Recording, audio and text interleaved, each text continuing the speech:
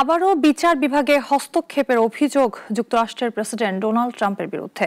এবার রাজনৈতিক প্রতিপক্ষদের পেছনে লেগেছেন তিনি। অ্যাটর্নি জেনারেল পাম বন্ডিকে দিয়েছেন কঠোর তদন্তের নির্দেশ। ডেমোক্র্যাটরা বলছে একনায়কতন্ত্রের পথে অগ্রসর হতে চান ট্রাম্প। একনায়কেরা সবসময়ই ট্রাম্পের রোল মডেল, তারাই তার প্রিয় বন্ধু।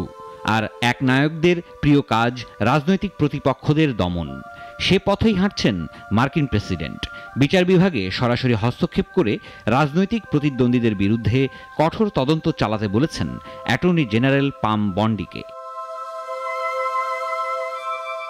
শনিবার থেকে একাধিক সামাজিক যোগাযোগ মাধ্যম পোস্টে ট্রাম্প ক্ষোভ প্রকাশ করে লিখেছেন, আর দেরি নয়, এটা আমাদের সুনাম ধ্বংস করছে। এরপরই তিনি সাবেক এফবিআই প্রধান James Komi, new York attorney general Letitia James এবং সিনেটর অ্যাডাম শিফের বিরুদ্ধে তদন্ত চালানোর নির্দেশ দেন। পরের পোস্টেই অবশ্য বন্ডির প্রশংসা করে বলেন তিনি দারুণ কাজ করছেন।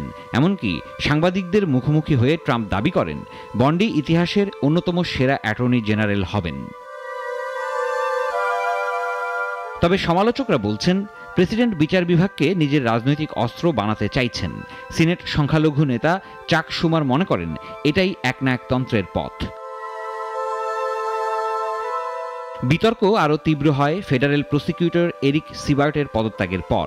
ট্রাম্প দাবি করেছেন তিনি সিবার্টকে বরখাস্ত করেছেন কারণ তিনি ট্রাম্পের শত্রুদের বিরুদ্ধে মামলার উদ্যোগ নেননি। 1970-এর দশক থেকে মার্কিন বিচার বিভাগ স্বাধীনভাবে কাজ করার চেষ্টা করছে, কিন্তু ট্রাম্প একাধিকবার সেই ধারা ভেঙেছেন। প্রথম মেয়াদে জেফ সেশনকে বরখাস্ত করেছেন। 2020 সালের নির্বাচনে জালিয়াতির দাবি মানতে অস্বীকার করায় উইলিয়াম বারকে হারান। এবার নির্বাচনী প্রচারণার সময় প্রাক্তন প্রেসিডেন্ট জো বাইডেন সহ রাজনৈতিক শত্রু ও বিরোধিতাকারীদের বিরুদ্ধে প্রতিশোধ নেওয়ার প্রতিশ্রুতি দিয়েছিলেন ট্রাম্প। ধারণা করা হচ্ছে সে পথেই হাঁটছেন তিনি। সিরাজুম মনির শুভ, নাগরিক।